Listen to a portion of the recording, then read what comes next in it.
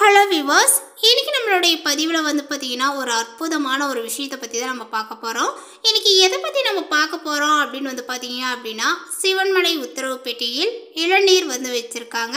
வறட்சி நீங்கும் என வந்து பார்த்தீங்கன்னா நம்பிக்கையாக வந்து சொல்லப்படுது. இதை பற்றி தான் இன்னைக்கு நம்மளுடைய வீடியோவில் பார்க்க போகிறோம். அதேபோல் இந்த வீடியோவை பார்க்கறதுக்கு முன்னாடி நம்மளுடைய சேனலை இப்போ தான் ஃபர்ஸ்ட் டைம் நீங்கள் விசிட் பண்ணுறீங்க அப்படிங்கும் பொழுது நம்மளுடைய சேனலை இன்னும் சப்ஸ்கிரைப் பண்ணாமலே இருப்பீங்க. முதல்ல சப்ஸ்கிரைப் பண்ணிவிடுங்க. அப்படியே கூட இருக்க இந்த பெல் ஐக்கானையும் வந்து கிளிக் பண்ணி வச்சுக்கோங்க. அப்போ தான் நம்மளுடைய சேனலில் கொடுக்கக்கூடிய அனைத்து தகவலுமே உங்களுக்கு நோட்டிஃபிகேஷனாக வரும். அதையும் நீங்கள் பார்த்து பயனடையலாம். இந்த வீடியோவை பார்க்குறவங்க இந்த ஆலயத்திற்கு வந்து பார்த்திங்கன்னா சென்றிருந்தீங்க அப்படின்னா உங்களுடைய அனுபவங்கள் என்ன, அந்த ஆலயத்தில் வந்து பார்த்திங்கன்னா என்ன அதிசயங்களானது வந்து இருக்குது, என்ன அதிசயங்கள் நடக்குது, இது போன்ற உங்களுடைய அனுபவங்கள் என்னன்றதை வந்து பார்த்திங்கன்னா மறக்காமல் வந்து கமெண்ட் பாக்ஸில் வந்து டைப் பண்ணுங்கள். அதேபோல் வந்து பார்த்திங்கன்னா உங்களுக்கு என்னென்ன நன்மைகள் வந்து ஏற்பட்டிருக்கு, இந்த ஆலயத்துக்கு போனதுனால என்ன மாற்றங்கள் உங்களுடைய வாழ்க்கையில் நடைபெற்றது, இது போன்ற எல்லா விஷயத்தையுமே வந்து பார்த்திங்கன்னா நீங்கள் ஷேர் பண்ணலாம்.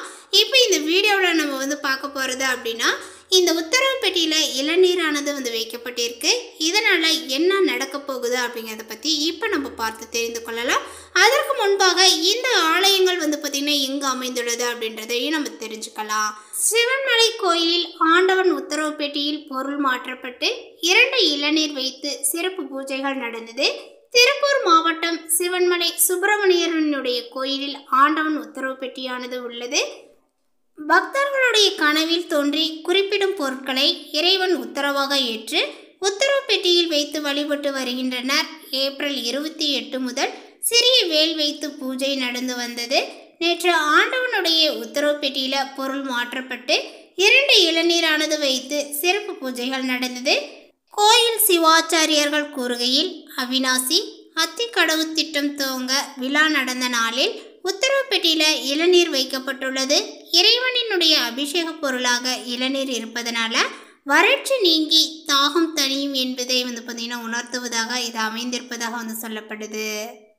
திருப்பூர் மாவட்டத்தில் காங்கேயத்திற்கு அருகில் உள்ள சிவன்மலையில் அமைந்துள்ளது சுப்பிரமணியர் ஆலயம். தேரோட்டி மரம் தல விருட்சமாகவும் அமைந்துள்ளது. அதேபோல அருணகிரிநாதரால திருப்புகழ் பாடல் பெற்ற ஸ்தலமாகவும் இது விளங்குகிறது. 11 சித்தர்களில் வந்து ஒருவரான சிவவாக்கியார் இந்த மலையில் தங்கியிருந்து முருகப்பெருமானுக்கு கோவில் எழுப்பி வழிபட்டார். அவர் நினைவாகவே இந்த மலைக்கு சிவன்மலை என பெயரும் வந்தன. சிவன் திரிபுரத்தை அழிக்க மேரு மலையை வந்து பார்த்திங்கன்னா வில்லாக பயன்படுத்திய போது அதிலிருந்து சிதறிய ஒரு பகுதியை தான் வந்து பார்த்திங்கன்னா சிவன்மலை எனப்படுகிறது. இது பார்வதி, அகத்தியர் ஆகியோர் சிவனை நோக்கி தவம் செய்த தலம் என்றும், அதேபோல் வள்ளி மலைக்கு சென்று வள்ளியை மணமுடித்த முருகப்பெருமான் வள்ளியுடன் இங்கு குடிக்கொண்டதாகவும் தல வரலாறு வந்து பார்த்திங்கன்னா சொல்லப்படுது.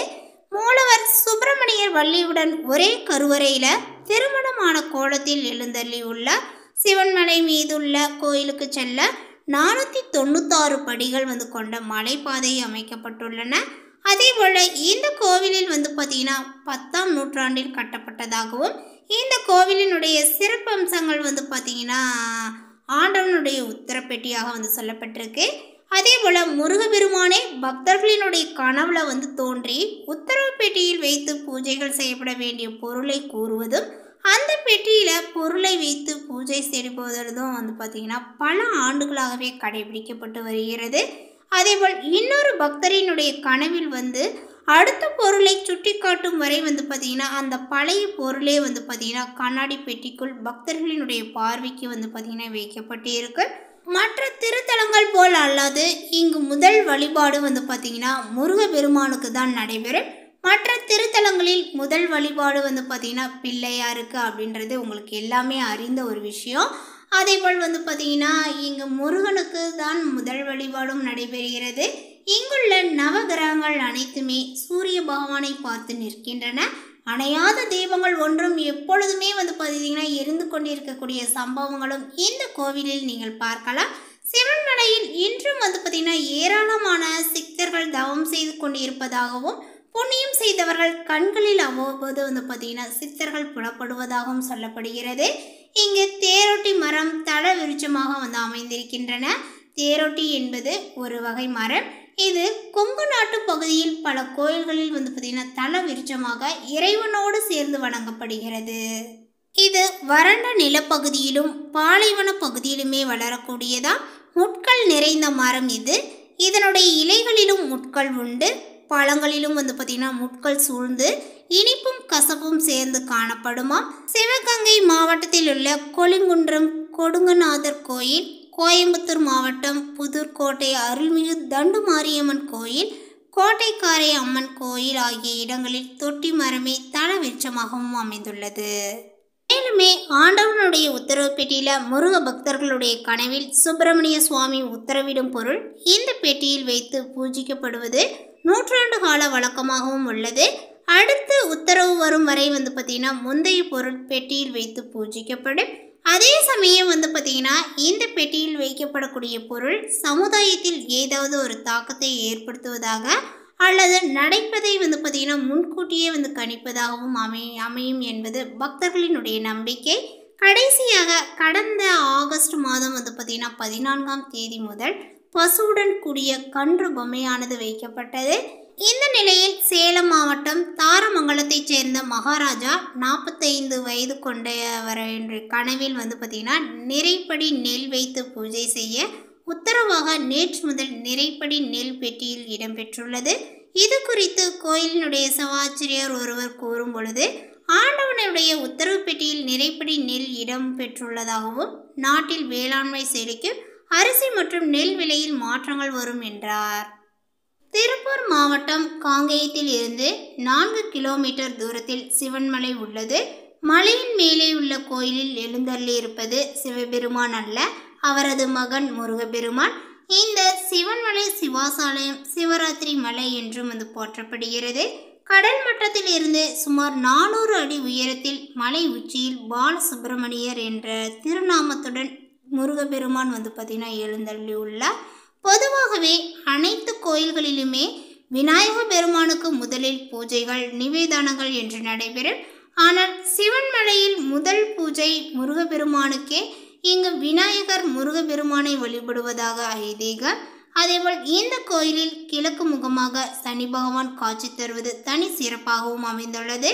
மேலுமே பிற 8 கிரகங்களும் சூரியனை பார்த்தபடி இருக்கும்.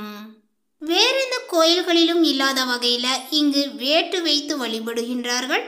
இதற்கான இடம் மலை மீது உள்ளது. இந்த வழிபாட்டினால் தீய சக்திகள் அண்டாது என்று சொல்லப்படுது. இந்த சிவன்மலை சிவவாக்கிய சித்தருடன் தொடர்புடையதும் என்று தல புராணங்களும் சொல்லப்படுது.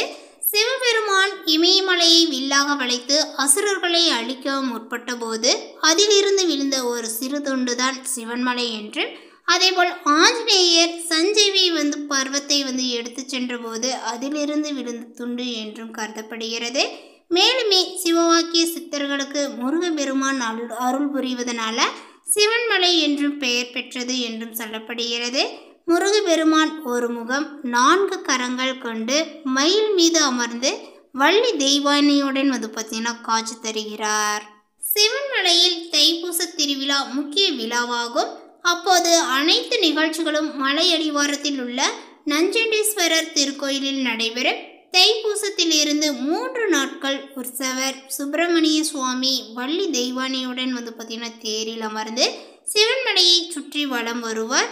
அதாவது தன்னைத்தானே சுற்றி வருகின்றார் என்பார்கள்.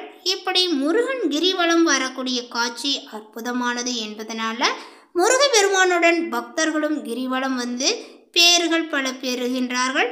இதனால செவ்வாய் தோஷங்களானது நீங்கும், மனநோய் குணமாகும், உடல் வளங்களானது பெறும் என்பது ஐதீகம். இங்கு சிவவாக்கிய சித்தர்கள் தங்கிய குகை இருப்பது தனி சிறப்புகளாகவும் அமைந்துள்ளது. நள்ளிரவில் சித்தர் பெருமான் முருகனை பூஜிப்பதாக ஐதீகம். சில வருடங்களுக்கு முன் ஒரு பக்தரினுடைய கனவில் 1/2 பவுன் தங்கத்தை வைத்து பூஜை செய்யுமாறு சொன்னாராம் முருகன். அதேபோல் பூஜை செய்வதில் அடுத்த சில நாட்களில் தங்கத்தினுடைய விலையானது கிடுகிடுவென்று உயர்ந்ததா. இதேபோல் ஒரு அன்பருடைய கனவில் மணல் வைத்து பூஜை செய்ய அருளினாராம். அதன் விளைவுனால இந்த பகுதியை சுற்றி நிலத்தினுடைய மதிப்பும் பல மடங்கு உயர்ந்ததாம். கனவில் சாமி சொன்னதை அந்த நபர் கோவிலினுடைய நிர்வாகியிடம் தெரிவிப்பார். அவர் சொல்வது உண்மைதானா என்று தெரிந்து கொள்ள முருகன் முன்பு பார்த்திங்கன்னா பூக்களினுடைய பொட்டலத்தை வைத்து அருள்வாக்கு கேட்பார். அதில் முதல் எடுப்பதிலேயே பார்த்திங்கன்னா வெள்ளை நிற பூக்கள் வந்தால் முருகன் கனவில் கூறியது உண்மைதான் என்று உறுதி செய்து கொண்டு அந்த பொருளுக்கு சிறப்பு பூஜைகள் செய்து ஆண்டவனுடைய உத்தரவு பெட்டியில் வைப்பது ரொம்ப வழக்கமான விசேஷமாக சொல்லப்படுது.